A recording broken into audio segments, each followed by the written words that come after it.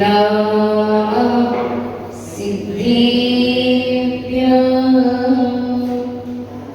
नमो अनन्तायं नमो सिद्धाय नमो आयर्याय नमो उमज्जायाय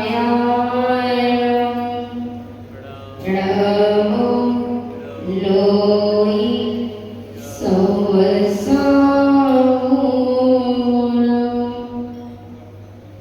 न पंचमिकान्ये होता न भौतिक यंत्र ये होते नहीं ब्रह्मांड ये होता न ज्योतिष मंत्र ये होते समंदर सूख ही जाता जमाना जल गया होता घर घर दीप विद्या गुरु से दिगंबर संत न होते घर घर दीप विद्या गुरु से दिगंबर संत न होते। देवादिदेव मुल्लायक श्री अजितनाथ भगवान की 2400 तीर्थंकर भगवान की संत शिरोमणि आचार्य भगवंत गुरुवर श्री विद्यासागर जी महाराज की 2400 तीर्थ आचार्य गुरुवर श्री समय सागर जी महाराज की 3 करोड़ कोटि महामुनिराजों की वंदनीयालिका श्री आदर्शवती माता जी की द्वादशाब्दी वाणी माता की अहिंसामय विश्व धर्म की वंदनीय माताजी श्वेतमती माता जी की जय, माताजी विजयमती माता जी की जय, मस्तारिका शंख की जय।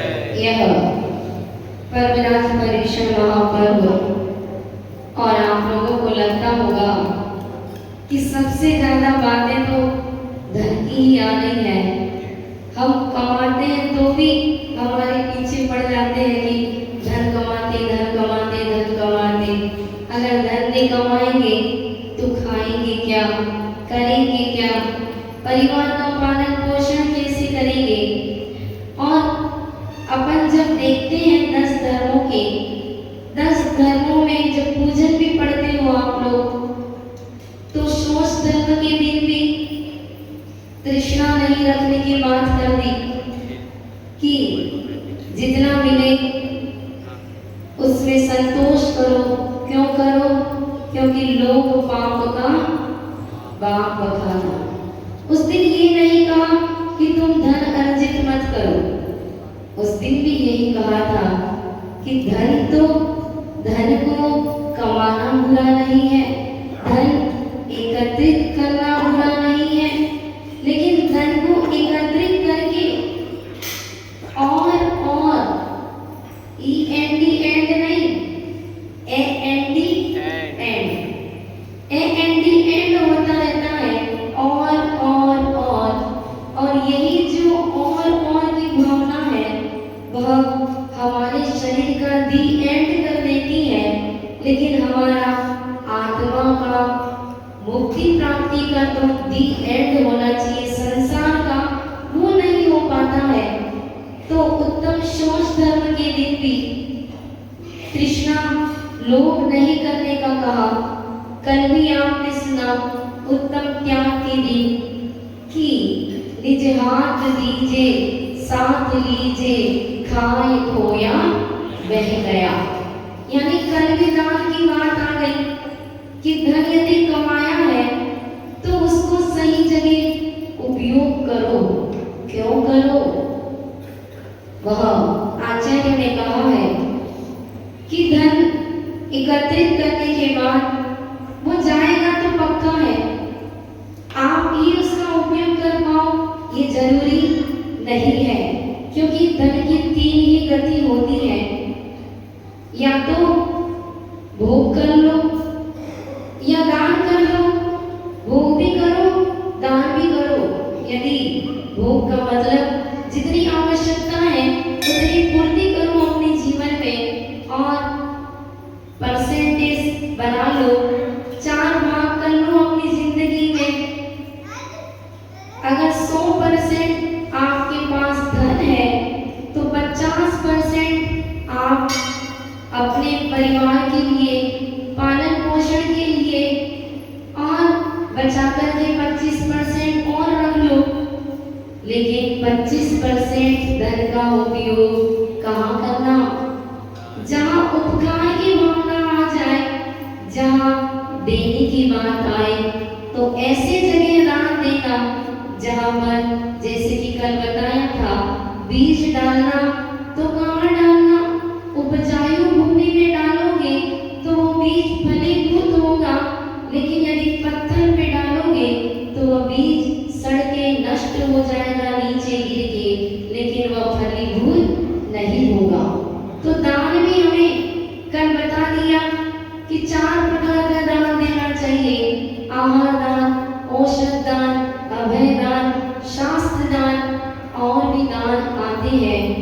और करुणा से गरीब लोगों की सहायता करना, तिर्यंचों के प्रति दया परिणाम रखना, ये सब कल दान का उपयोग बताया था कि दान करना धन का सदुपयोग करना कहलाता है। भोग कर लिया तो भोगने के बाद यदि आपने एक कार है, दूसरी कार के लिए वो धन का उपयोग किया, वो उपयोग नहीं है, दुरुपयोग हो जाएगा। यदि एक कार से काम चल सकता है तो 2 कार आपने खरीद ली तो हिंसा बढ़ेगी, वह पाप बढ़ेगा, घटेगा नहीं। इसलिए जितनी आवश्यकता है उतना आप उपयोग करो। तो धन की 3 ही गति होती है, भोग, दान या फिर नाश। नहीं आप दान दोगे, नहीं भोग करोगे और दोनों ही नहीं करोगे तो नाश ही होगा। किसका नाश होगा? वह धन संपत्ति। ये मत सोच लो मैंने कमाया है तो मैं रखूंगा तो 7 पीढ़ी तक लो, मेरे परिवार में 7 पीढ़ी तक किसी को कोई दुख नहीं होगा, इसलिए 7 पीढ़ी का कमा करके मैं रखना चाहता हूँ। आचार्य ने कहा है, पुत्र पूत सपूत तो का धन संचय, पूत कपूत तो का धन संचय। यदि पुत्र सुपुत्र है तो भी धन कमाने की आवश्यकता नहीं है, वो स्वयं अपने पैरों पर खड़े होकर के सब कुछ कर लेगा। और यदि पूत कपूत निकल गया तो क्या करोगे? वो पूरा धन कहाँ चला जाएगा? पापों में चला जाएगा। इसलिए कल आपने त्याग धर्म के दिन भी धन की बात सुनी, धन का विसर्जन सही जगह करने की बात सुनी। अब आज पुनः आकिंचन्य धर्म क्या कहता है? न किंचन मम इति आकिंचन, मेरा इस संसार में कुछ भी नहीं है, ये भाव ही अकिंचन। और उसका जो भाव हम अपने भीतर रखते हैं वो आकिंचन्य धर्म को धारण कर लेता है। एक बार क्या हुआ, गुरु और शिष्य गुरु से कहता है कि मुझे 12 वर्ष हो गए, आज तक मुझे अपनी आत्मा का साक्षात्कार नहीं हुआ।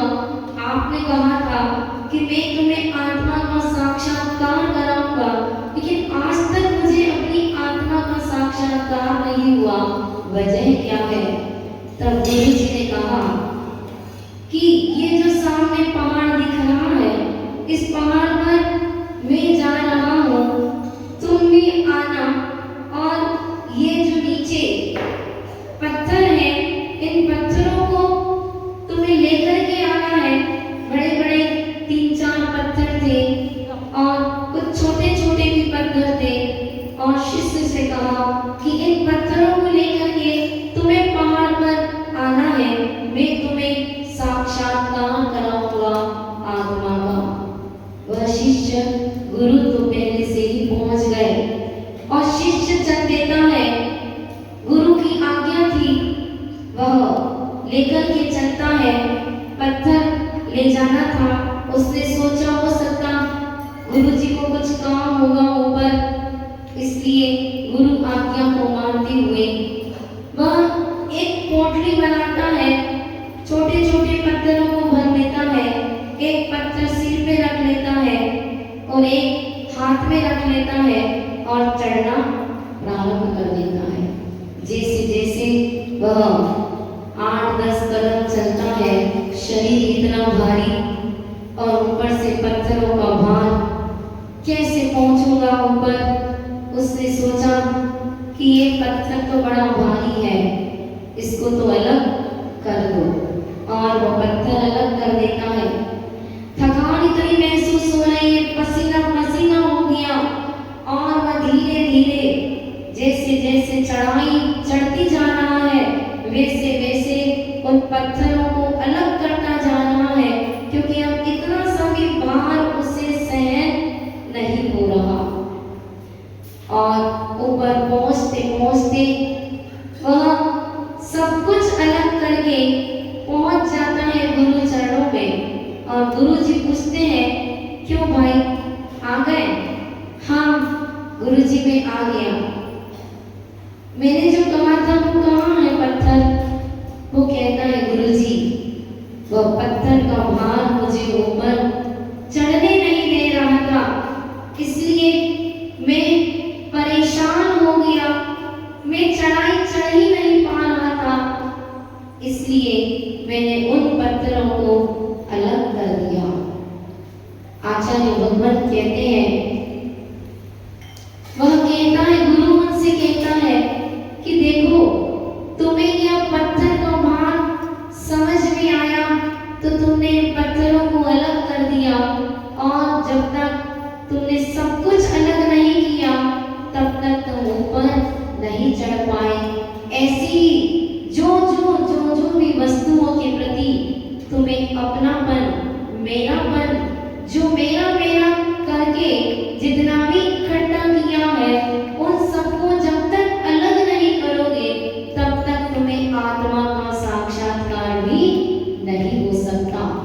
आज हर एक व्यक्ति परिग्रह के इकट्ठे करने पर, एकत्रित करने पर एक तरफ खुश भी है तो एक तरफ दुखी भी है। दुखी किस लिए रहता है? वह सीसीटीवी कैमरे लगाने के बाद भी व्यक्ति दुखी रहता है। कहीं घर में चोर ना आ जाए, कोई ले ना जाए, कहीं सेल टैक्स वाले, इनकम टैक्स वाले आकर के छापा ना मार दे, या परिग्रह रहेगा तो चिंता भी रहेगी। आचार्य कहते हैं परिग्रह शब्द स्वयं कहता है परि आसमन्ता आत्मानि अष्टकर्माणि ग्रहणाति इति परिग्रह। और जिसके पास परिग्रह है उसी को ग्रह भी परेशान करते हैं। लोग ग्रह परेशान करने लगते हैं तो ग्रहों की पूजा करने लगते हैं। आचार्य भगवंत कहते हैं परेशान है हमेशा वो जिन्हें दुनिया से लेना है, मस्त दिन है हमेशा वो जिन्हें लेना न देना है। जिनको कुछ लेना ही देना ही नहीं रहता, जिनके पास तिल तुष मात्र भी परिग्रह नहीं होता, ऐसी वह दिगंबर मुद्रा के धारी मुनिराज ही अकिंचन्य धर्म के धारण करने वाले होते हैं। उनके पास तिल तुष मात्र भी परिग्रह नहीं होता, इसीलिए वह उनको ग्रह भी नहीं लगता। आज तक सुना किसी महाराज जी माता जी को ग्रह लगा हो, लेकिन गृहस्थों के मुख से सुनने में आता है क्या करें, शनि ग्रह लगा है, 7.5 चल रही है शनि ग्रह की, इसलिए मैं बड़ा परेशान हूँ। आचार्य श्री हमेशा कहते थे जब तक परिग्रह है तो ये ग्रह तो परेशान करेंगे ही करेंगे, और साथ में सबसे बड़ा ग्रह यदि है तो वह परिग्रही ग्रह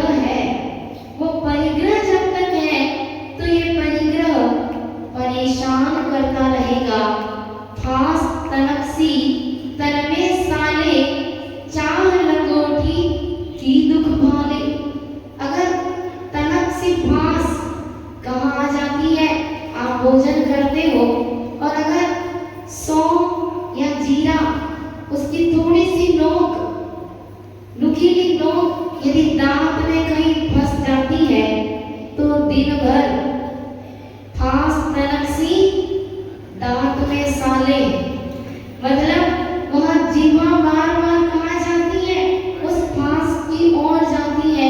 ये कब निकल जाए, ये कब निकल जाए, कब निकल जाए। और चाह लंगोटी की दुख भाले, जब तक चाह रहेगी तब तक व्यक्ति अपने जीवन में आकिंचन्य धर्म को धारण नहीं कर सकता।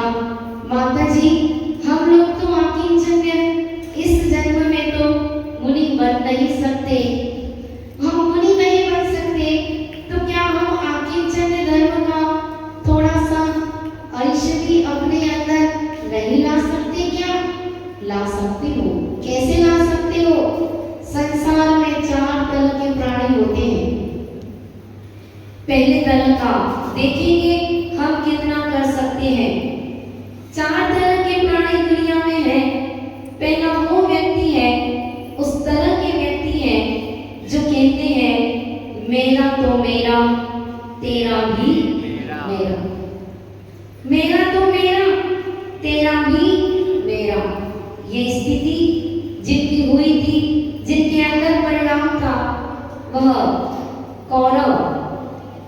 कौरवों की जिंदगी, वह रवरव यानी नरक में गए। क्यों गए नरक में? कौरव नरक में गए, कारण क्या? मेरा तो मेरा, तेरा भी मेरा। क्या किया उन्होंने? कौरवों ने पांडवों को मारने तक की प्लानिंग बना दी, लाक्षागृह तैयार कर दिया कि ये 5 पांडव अगर लाक्षागृह में चले जाएंगे तो उनका पूरी धन संपत्ति किसकी हो जाएगी? मेरी हो जाएगी। और तेरा तो मेरा, तेरा भी मेरा। ऐसी परिणति वाले कहाँ जाते हैं? वह कौरव नरक में जाना पड़ा इसी परिणति के कारण। दूसरे वे हैं जो कहते हैं मेरा तो मेरा और वह तेरा तो तेरा, मेरा मेरा, तेरा सो तेरा। यह परिणति पांडवों की थी। पांडवों ने कभी भी अंदर से वह परिणाम नहीं खराब किया कि कौरव से मैं कुछ ले लूं, कौरवों का कुछ मैं हड़प लूं। उनको वनवास में जाना पड़ा तो चले गए, लेकिन कभी ये नहीं कहा कि तुम्हारे पास जो है वह मुझे दे दो। उन्होंने संतोष धारण किया।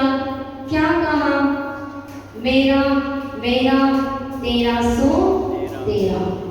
तीसरे तरह के वो व्यक्ति हैं जो ऐसी परिणति वाले होते हैं जो भीतर में सोचते हैं मेरा तो मेरा, तेरा तो तेरा, मेरा भी तेरा, तेरा तो तेरा, मेरा भी तेरा। कैसी परिणति होती होगी जब कभी किसी पर संकट आ जाता होगा। चाहे वो भामाशाह को देख लो, जो जैन अनुयायी होकर के महाराणा प्रताप जब संकट आया तो उन्होंने क्या कहा? आपके पास जो संपत्ति थी वो चली गई, कोई बात नहीं, मेरी भी संपत्ति या राष्ट्र की भी संपत्ति है। और अपनी वह संपत्ति को खोल दिया चित्तौड़गढ़ को जीताने के लिए। और राम का चरित्र जब आप पढ़ते हैं तो राम जब भरत को राज्य और राम को वनवास मिला और भरत तैयार नहीं थे गद्दी पर बैठने के लिए, तब उन्होंने, राम ने क्या कहा? तेरा तो तेरा, मेरा भी तेरा। और ये कहते हुए वह माता पिता की आज्ञा का पालन करते हुए कहाँ चले गए? वनवास की ओर चले गए। कितनी अंदर संतुष्टि को धारण किया उन्होंने। और चौथी प्रकृति, चौथी तरह के वो लोग हैं जो कि गिने चुने मिलते हैं, जो कहते हैं न मेरा न तेरा, यह जग है झूठा झमेला और निकल जाते हैं, घर छोड़ करके बाहर चले जाते हैं। ऐसी परिणति बहुत पुण्य के उदय से हमारे भीतर आती है, जिसमें ये परिणाम आता है, न मेरा न तेरा, ये संसार में जो कुछ भी है, जो कुछ भी दिख रहा है, चाहे वो चेतन हो चाहे अचेतन हो, एक संयोग है। ये शरीर का भी संयोग है, ये शरीर भी यही छोड़ के जाना होगा। ये संपत्ति जो मिली है वो भी आपको यही छोड़ करके जाना होगी, इसका भी संयोग हुआ है। और जो संबंधी माता पिता भाई बहन पत्नी, ये सब भी हमारे नहीं है, लेकिन व्यक्ति स्वीकार करने तैयार नहीं होता। जब भी बात आती है ये शरीर मेरा है, ये संपत्ति मेरी है और यह कुटुंब मेरा है, ये तीन परिणाम चलते ही रहते हैं। और ये तीन परिणाम जब तक भीतर रहते हैं तब तक अपने भीतर का वो आकिंचन्य भाव प्रकट हो ही नहीं सकता। वे मुनिराज धन्य है जिन्होंने 24 प्रकार के परिग्रह का त्याग कर दिया, तृष्णा का उच्छेद कर दिया और उन्होंने जान लिया कि तृष्णा को चाहे तो हम घटा सकते हैं और तृष्णा को चाहे तो बढ़ा सकते हैं। तृष्णा भाव उच्छेद, घटती जान घटाइए, हम भी घटा सकते हैं। जैसे कि दिगंबर मुनिराज अपने जीवन में तृष्णा का उच्छेद कर देते हैं, त्याग कर देते हैं और ये उत्तम आकिंचन्य धर्म आज कहता है, जितना जितना परिग्रह है उतना उतना दुख है, उतनी उतनी चिंता आपके साथ है। इसलिए क्या करना होगा? धन बुरा भी है और भला भी है, ये शरीर बुरा भी है और भला भी है, संपत्ति भी भली भी है और बुरी भी है। यदि धन का सदुपयोग किया जाए तो वह धन क्या करता है? आपका भला करने वाला होता है। आप अपने जीवन में आत्म कल्याण का लाभ लेना चाहते हैं और अपने धन का सदुपयोग करते हैं तो वह आपका भला कर देता है।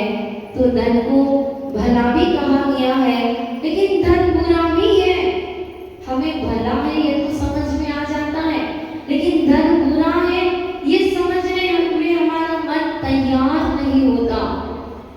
क्यों तैयार नहीं होता? क्योंकि यह हमारी अंदर की मोह की परिणति इतनी तीव्र होती है कि हम स्वीकार ही नहीं कर पाते कि यह धन बुरा है। एक दृष्टांत के माध्यम से समझेंगे कि धन बुरा कैसे होता है। एक सेठ जिसके पास जो कुछ था उसमें संतोष नहीं था, वह अपनी पत्नी से कहता है कि अपने घर में जितना भी धन था, एक रत्न सब बेच करके एक रत्न ले आता है और पत्नी के हाथ में थमा देता है और कहता है इस रत्न की सुरक्षा तुम्हें करना है और मैं जाता हूँ विदेश धन कमाने के लिए। और वो व्यक्ति धन कमाने के लिए निकल गया। 12 वर्ष तक वह बाहर रहा। अब वो पत्नी अकेली क्या करे? घर में बच्चे और पत्नी। तब वह सेठानी क्या करती है? उसके उद्यान में एक जैन चैत्यालय था, तो उस चैत्यालय में जाकर के वो भक्ति करती थी, क्योंकि धर्मात्मा थी। स्वामी घर में है नहीं है, समय कहाँ उपयोग करे, तो उसने अपने शरीर का उपयोग किया, समय का सदुपयोग किया और उसने अपने आप को भगवान की भक्ति में लगा दिया। वह भगवान के पास जाती, बाहर उद्यान में बैठ जाती और वीणा लेकर के अपने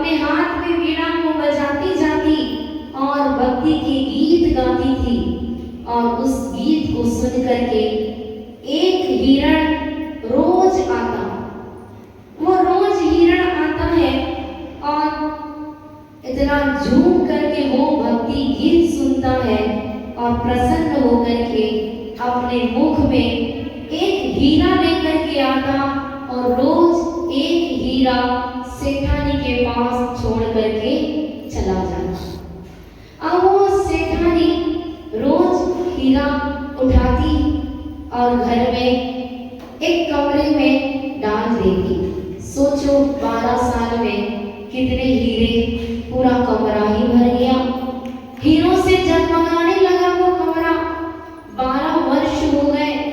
सेठ वहां से धन कमा करके जो भी धन कमाया उसने उस धन को, उतना सारा धन कहीं लूट न जाए, कोई चुरा न ले, कोई हड़प न ले, तो उसने क्या किया, वह सब बेच करके 5 रत्न के रूप में वह धन इकट्ठा 5 रत्न लेकर के 12 वर्ष में घर लौटता है।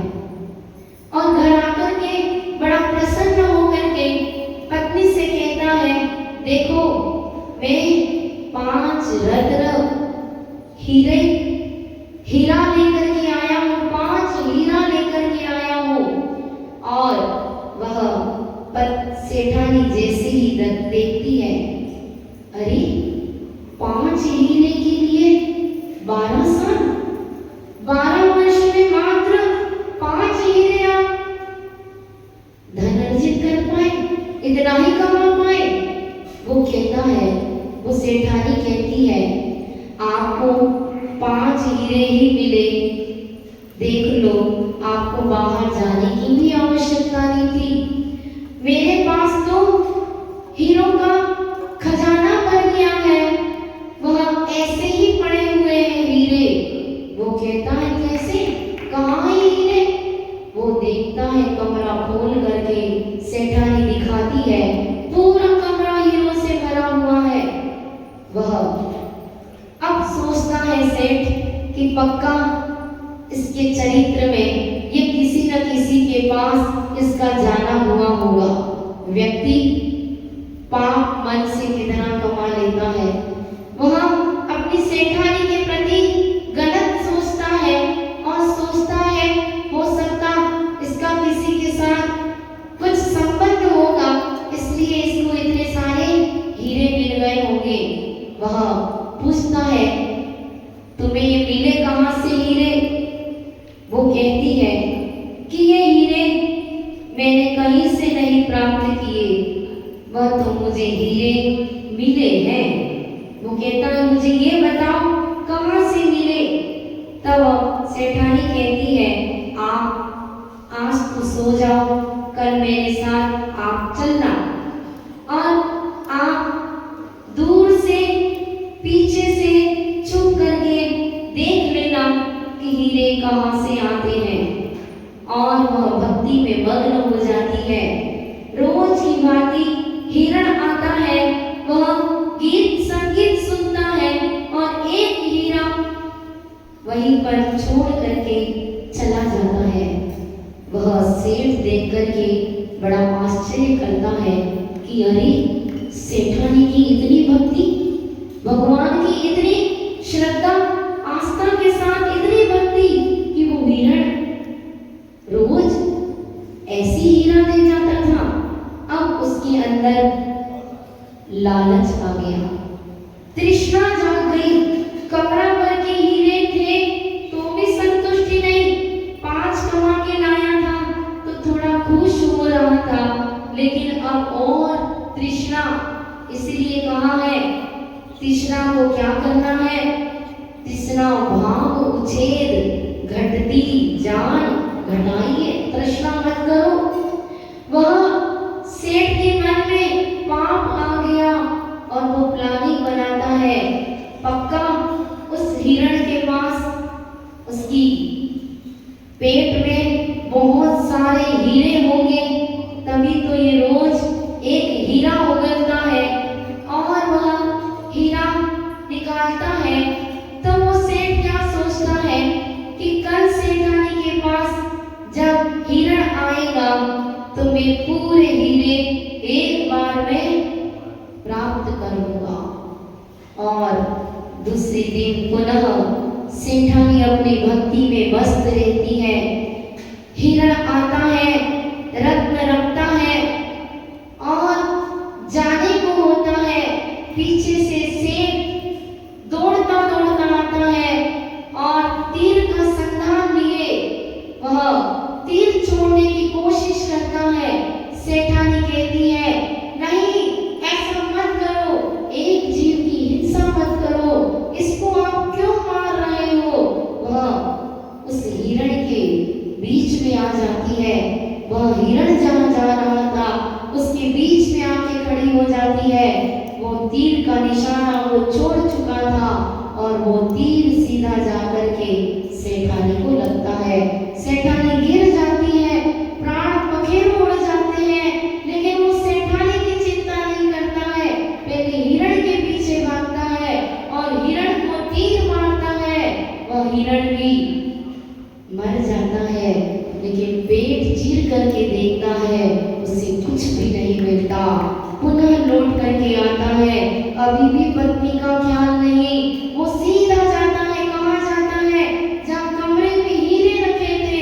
वो कमरा खोल करके देखता है, वो पूरे हीरे कोयला बन चुके थे, कुछ भी नहीं बचा, कुछ भी नहीं मिला। वह जैसे ही देखता है कि कमरे में तो हीरे गायब है, वो तो कोयला बन चुके हैं, वो सहन नहीं कर पाता है और मूर्छित होकर के वो स्वयं भी गिर जाता है। और किस प्रकार से उस तृष्णा जितना मिला उसमें संतोष धारण नहीं करके उसने और पाने की कोशिश में क्या कर लिया, पांचों पाप कर लिए और पांचों पाप करके पत्नी को भी खो दिया, धन को भी खो दिया, अपने आप को भी खो दिया, कुछ भी प्राप्त नहीं हुआ। बंधुओं, कहने को तो आकिंचन्य धर्म है, जिसमें इतना ही कहना है कि संसार में जो कुछ भी है इसमें से मेरा कुछ भी नहीं है, इतना ही कहना है। लेकिन इतना कहना कब होगा, जब तक आज आकिंचन्य धर्म पुनः हमें इसकी पूजा करने की आवश्यकता क्यों पड़ी। ये आकिंचन्य धर्म कहता है कि कल तक जब तुमने त्याग किया था, मैंने इतनी राशि बोली, मैंने इतना त्याग किया, अभी तक मैंने अपनी जिंदगी में इतना धन का त्याग कर चुका हूँ, ये मैंने त्याग किया, ये जो परिणाम है उस परिणाम का भी त्याग करना। यानी मैंने ये किया, मैंने ये किया, ये मेरा है, और मैंने ये किया, ये जो परिणाम है वो हमें गति सुधरते सुधरते पुनः दुर्गति की ओर ले जाता है और हम पुनः संसार में भटक जाते हैं। तो आचार्य भगवंत कहते हैं कि ये तृष्णा कभी अंत होने वाला नहीं है। इस तृष्णा का किसी ने कहा है, आदमी कितने अंधेरे में खोया है, आदमी कितने अंधेरे में खोया है, हथेली पर मुकद्दर तलाश करता है, प्यास बुझती है, पानी की दो चार बूंदों से हवस इतनी है कि समंदर तलाश करता है। यानी बुझ जाती प्यास, चार पांच वो हीरे मिले थे, उससे भी जिंदगी निकल सकती थी, लेकिन वो हवस उसने क्या कर दिया, सबका जीवन ही समाप्त हो गया। तो आज कहा गया है, बहु धन बुरा है, भला कहिए लीन पर उपकार सो। यदि हमें धन मिला है, हमारे पास पुण्य की वजह से संपत्ति आई है, तो जितना हमें आवश्यक है उतना हम उपयोग करें और कुछ बचा करके भी रख लें, बैंक बैलेंस भी बनाएं, लेकिन साथ साथ में अपने जीवन के जो भी कमाते हैं उसके 4 भाग अवश्य करें और 4 भागों में से एक भाग सबके पालन पोषण के लिए, एक भाग वह अपनी आगे की कमाई के लिए और एक भाग बचा करके रख लो सबके लिए। फिर भी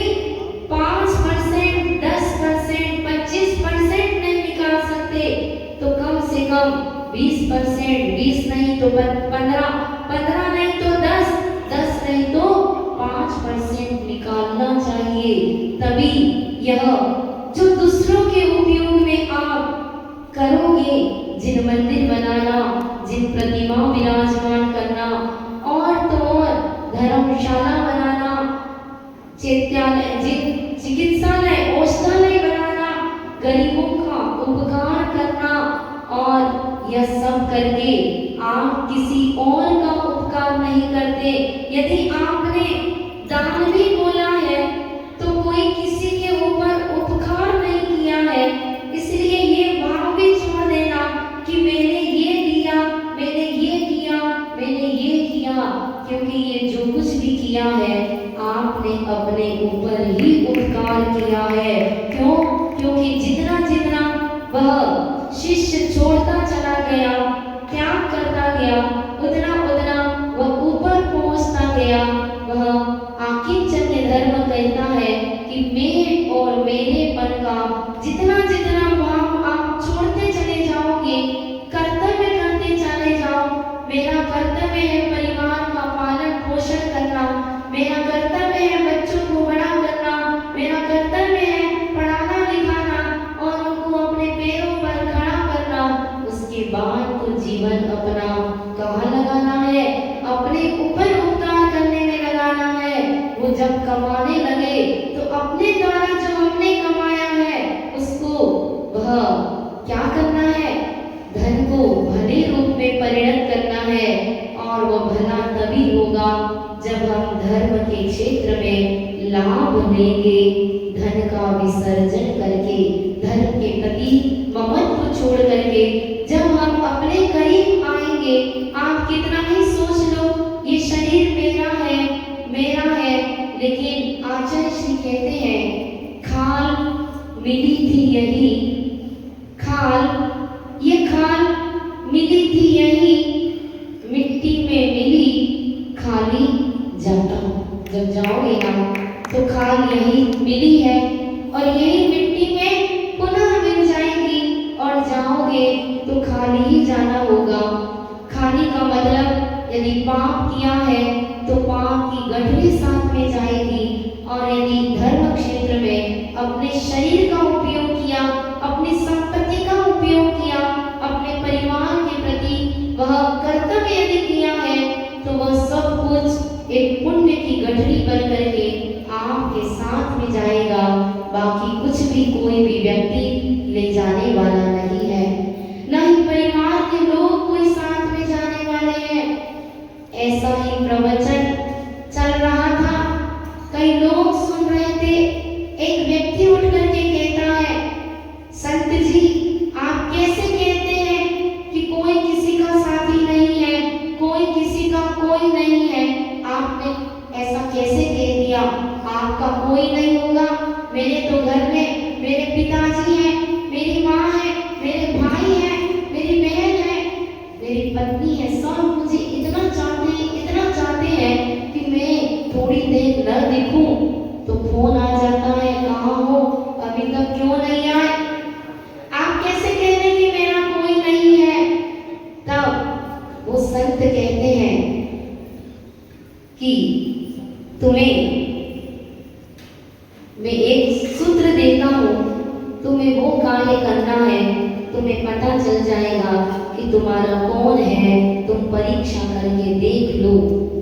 और प्रवचन पूरा हुआ, वह व्यक्ति घर तक पहुंचा है और घर पर जाकर के मूर्छित हो गया, गिर गया। और जैसे ही गिरा, घर के परिवार के लोग सब इकट्ठे हो गए। माँ कहती है मेरे कलेजे का टुकड़ा था, इसको क्या हो गया, बचाओ बचाओ। चारों भाई आ गए, माँ आ गई, पत्नी आ गई, अब मेरा क्या होगा, मेरे पतिदेव को क्या हो गया? भाई कहने लगे मेरा भाई चला जाएगा तो क्या होगा, जल्दी से डॉक्टर को बुलाओ। डॉक्टर आए, इसके पहले ही वो संत उस दरवाजे के सामने से निकल रहे थे। वह चारों भाई, माता और पत्नी बाहर निकले, डॉक्टर को ढूंढने जा रहे थे। इतने में वो संत दिख गए।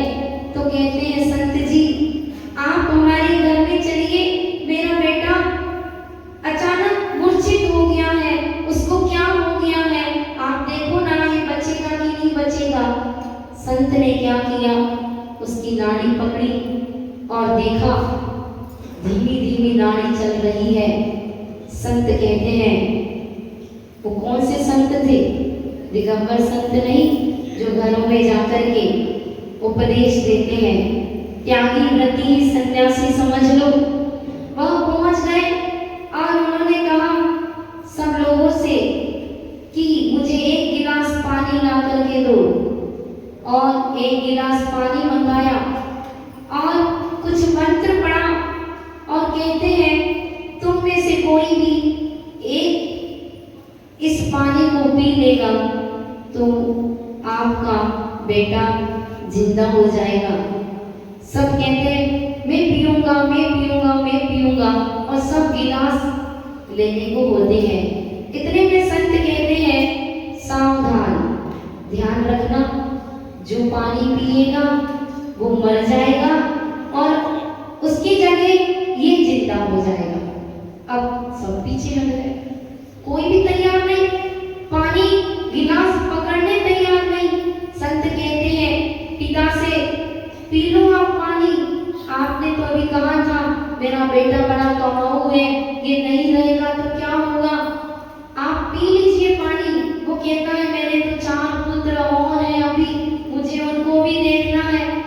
माँ से कहा, माँ कहती है कि मुझे 4 का पालन पोषण और करना है, मैं नहीं पी सकती। पत्नी से कहा आपके तो प्राणों से प्यारे हैं, परमेश्वर है, तुम ही पी लो। वह पहले भाइयों से भी कहता है, भाई भी मना कर देते हैं, बहन भी मना कर देती है, पत्नी भी मना कर देती है। कोई पानी पीने तैयार नहीं, वो मंत्रित पानी। क्यों? क्योंकि डर था मैं मर जाऊंगा। ऐसा ये संसार। जैसे ही वह कोई नहीं पीता है तो 4 भाइयों में से एक भाई बोलता है, संत जी ऐसा कर लो ना, आपके तो ना आगे कोई है ना पीछे कोई है, आप भी पानी पी लो। आप पानी पी लोगे तो हमें हमारा भाई मिल जाएगा। तो संत जी कहते हैं चलो ठीक है, मैं ही पानी पी लेता हूँ। और वह संत जी पानी पी लेते हैं और वो बेटा खड़ा हो जाता है।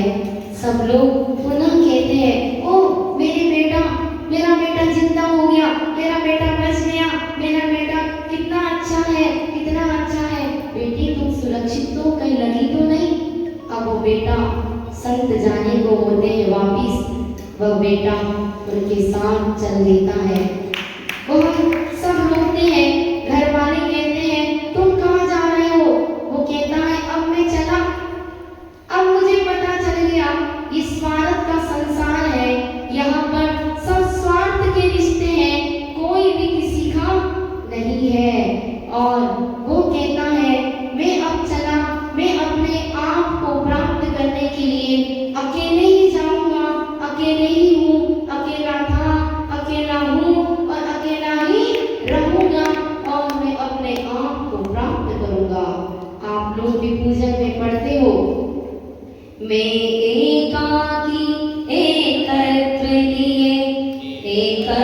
लिए सब ही आते, तन धन को साथी समझाता, पर ये भी छोड़ चले जाते।